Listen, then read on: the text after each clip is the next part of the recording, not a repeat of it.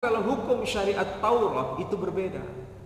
Hukum syariat Taurat, anak laki-laki pertama dapat warisan 2. Anak laki-laki kedua, ketiga, dan seterusnya dapat warisan separuh dari kakak pertama.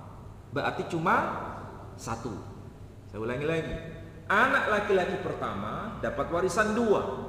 Anak laki berikutnya dapat warisan cuma separuhnya, alias cuma 1. Sedangkan anak perempuan urutan pertama, kedua, ketiga, dan seterusnya dapat warisan berapa? Tidak dapat apa-apa. Bukan setengah, bukan. Dari sinilah kita paham melalui Al-Quran kenapa dia berkata walaisa dzakaru kal unsa. Laki-laki itu tidak sama dengan perempuan. Karena konteksnya dia bayangkan, dia paham betul hukum syariat Taurat itu.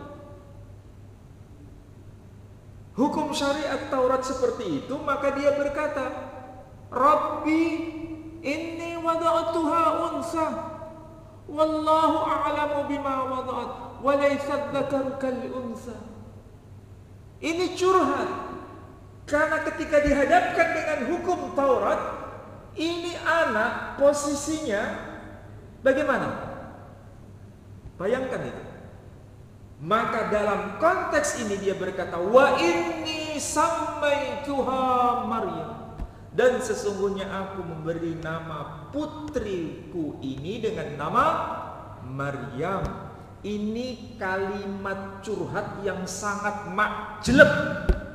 Tahu makjeleb? Kalau curhat itu nggak tanggung-tanggung. Curhat itu sampai pada pangkalnya. Munajat kepada Allah Subhanahu wa taala. Tidak ada larangan untuk munajat itu sampai pada hal yang paling perih diutarakan kepada Dia yang menguasai kita. Jadi kalau misalnya Ustaz, saya punya masalah, boleh nggak saya curhat sampai yang paling apa itu? Sampai pada masalah akarnya, boleh nggak? Silakan. Karena Dia akan menampung semua penderitaan kita ini. Kita ini rata-rata kalau berdoa itu hanya lip service, ya kan? Hanya sekedar pokoknya berdoa. Jadi nggak nyambung sampai ke hati. Jadi doa hanya sekedar rutinitas. Kita ini doa hanya sekedar ritual. Pokoknya doa. Bahkan yang dimunajatkan doanya itu dia nggak paham. Betul nggak? Iya, rata-rata kita itu begitu. Padahal seharusnya harus paham apa yang kita maksud munajat itu, sampai pada yang paling dalam itu berhak diutarakan kepadanya dengan bahasa yang sangat detil. Rabbi inni wada'tuha unsa wallahu a'lamu bima wada'at wa laysa dzakaru kal unsa wa inni sammaituha Maryam. Panjang sekali dan doanya itu detil. Jadi kalau kita mencontoh itu nggak ada masalah, boleh, dan tidak perlu mengutarakan pada orang lain. Cukup kita utarakan pada Dia yang menciptakan kita. Nah itu. Nah pertanyaannya sekarang, sampai tahu nggak artinya? Yang saya maksud tadi nama itu ada surah Maryam. Berarti surah apa itu? Nggak tahu. Nah sampai waktu umroh pernah nggak sampai ke Palestina? Nah tadi imam kita baca mengenai doa kunut soal apa? Palestina. Kalau di Palestina, ya ada satu kota tempat di mana Sayyidah Maryam itu melahirkan. Satu kota di mana Sayyidah Maryam itu melahirkan di bawah pohon korma. Pohon korma ini terletak di satu kota yang namanya dikenal dengan nama Kota Pohon Korma. Kota Pohon Korma itu namanya adalah Yerikho. Makanya korma dari sono dikenal dengan nama kurma Maryam. Kormanya besar-besar. Tidak sama seperti kurma Saudi. Tidak sama dengan kurma Mesir, kurma Tunisia, kurma Yordan, kurma Lebanon, tidak sama. Kurma Irak tidak sama. Ini kurmanya besar-besar dan legitnya itu luar biasa. Pernah makan itu? Nah, satu kali coba cari kurma Maryam dari Yeriko. Dan memang itu kota pohon kurma. Sudah dikenal sejak minimal dari dokumen yang kita bisa baca. Itu abad ketiga sebelum Masehi. Nama kota itu sudah dikenal dengan nama kota pohon kurma yang disebut Yeriko. Arti harfiahnya kota pohon kurma. Itu daratan yang paling rendah di seluruh permukaan bumi. Daratan yang paling rendah. Makanya ketika malaikat Jibril menyeru Sayyidah Maryam, itu dari tempat yang paling rendah di permukaan bumi, min tahtiha.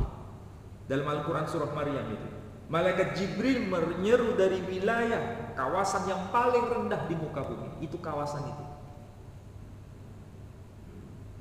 Quran itu kalau sudah menjelaskan sesuatu itu detailnya luar biasa. Padahal teknologi belum ditemukan. Dan kita tahu sampai hari ini dengan alat yang canggih melalui internet kita bisa tahu. Lihat aja misalnya the lowest land of the world, tanah yang paling rendah di seluruh permukaan bumi di dunia ini. Nanti akan muncul kawasan itu yang muncul. Quran detail di situ. Meskipun tidak menyebut nama Yeriko, enggak, hanya dengan isyarat di bawah pohon kurma. Berarti ini pasti kawasan yang disebut kawasan apa? Yeriko, karena kota ini dikenal dengan nama kota pohon kurma. Itu sudah tercatat abad ketiga sebelum Masehi. Quran ini tanzil kepada Nabi SAW abad keberapa? Abad ke-7. Berarti selisihnya dengan nama kota pohon kurma yang dimaksud adalah kota Yeriko, berarti berapa abad jaraknya? 1000 tahun sebelumnya sudah dicatat. Itu bahasa Quran. Jadi nggak main-main Quran. Cuma masalahnya begini, jeleknya kita ini membaca Quran hanya fokus cari pahala. Membaca Quran lomba-lomba cari pahala. Sudah berapa kali menghatamkan Quran dalam sebulan? Wah, saya 30 kali. Alhamdulillah, pahalanya numpuk sekian.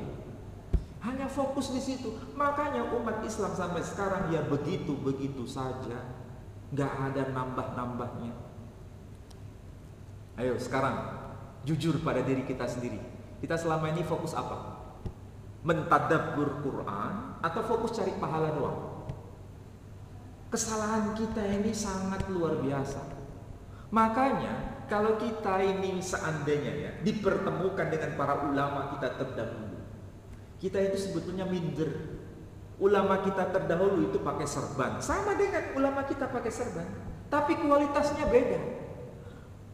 Kalau semakin modern, ya zaman semakin modern, seharusnya semakin oke atau semakin melorot?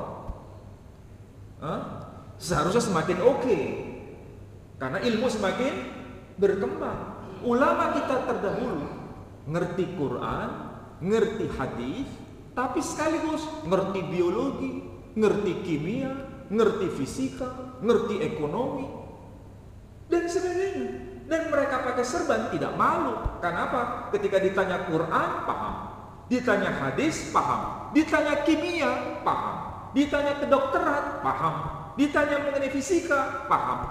Lah ulama kita sekarang, coba tanya, ngerti kayak mereka? Berarti semakin oke atau semakin melorot? Mosok perlu saya jawab? Kita sendiri pasti sudah punya jawabannya. Kenapa? Kita tidak memiliki marwah sekarang ini. Kenapa? Karena fokusnya itu tadi cuma cari pahala, tidak lebih dari itu. Bukan dari cari pahala itu salah, bukan. Itu seharusnya koma dijadikan titik. Kalau koma itu masih ada kelanjutan. Sedangkan titik berarti menutup pintu dari yang lain. Oke, sekarang balik lagi ke pembahasan ayat tadi. Jadi, wa inni sammaituha Maryam. Ini menarik ya. Nabi SAW ini